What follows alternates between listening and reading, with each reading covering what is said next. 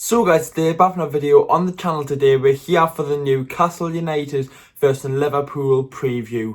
It's a big game, it really is, and luckily we've got a little bit of a break compared to other teams in the Premier League. We played near the end of the Boxing Day matches and we played near the end of match day 16, so we've got quite lucky. I think it might be the Premier League just giving us a bit of a, because of the COVID situation, we're losing a lot of players. I think they've done that for it, because loads of teams playing New Year's Day and we're not playing until the 3rd against Leicester. So we've got quite lucky with the fixtures. Liverpool literally played last night, and we'll speak about Liverpool in the video. But if you do watch the videos and you're not subscribed to the channel, please subscribe, it would mean a lot. Anyways lads, let's get in the video now. We're going to be starting off by looking at Liverpool. So then, Liverpool sit top of the Premier League table at Christmas. They played last night and it was a crazy game. We'll go for the last couple of games in a second. I want to speak about some about Liverpool first, and obviously they're the Premier League champions, have won the Premier League last season. But we generally have a chance. We being at home, we normally do quite well against Liverpool at home, and Liverpool haven't got a fit centre-back, a fit senior centre-back. They're going to have to play Fabinho and Williams, I think it is. Matip got injured against West Brom, which is massive for Newcastle, absolutely massive. Let's look at their last couple of games now though. A 1-1 draw against Fulham, and then a 2-1 win over Spurs with a 90th minute goal. Absolutely smashed Crystal Palace 7-0, and then last night 1-1 against West Brom. So as you can see, Liverpool haven't been, well, the two teams that have got promoted from the Championship to the Premier League, they've got draws against, and it's a 1-1 draw. For me, that isn't good enough for Liverpool. They should have got beat at Fulham in Big Sam masterclass, and I wasn't happy because I played triple captain on Salah and he didn't even do anything.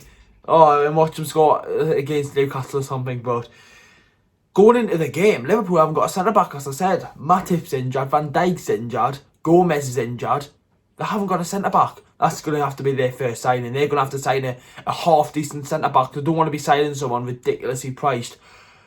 But they could go for a Koulibaly or someone like that. We'll have to wait and see what happens. But they do need centre-backs ASAP. Playing a CDM with a 19-year-old centre-back, for Liverpool, that isn't good enough. And obviously it's not their fault, but it's just not good enough, is it? But with them, obviously we're now class. They're now their class. Mane, Firmino, and Salah, that attack.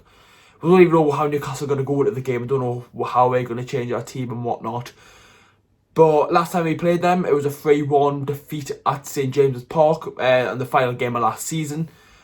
We'll have to wait and see what happens. It's going to be a weird game, a tough game, but we all know how Newcastle are going to play. Sit back, Liverpool are going to get all the shots, all the possession, and it's going to be a shite game for Newcastle.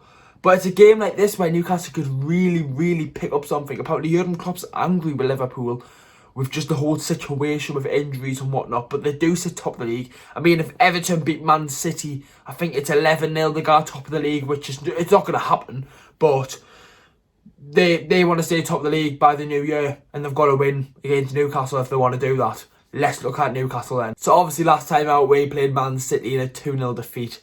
Last time we won a game was West Brom, and they just drew to Liverpool, which is a bit surprising. West Brom have drew to Chelsea, Man City and Liverpool, but then Steve fucking Bruce can beat them.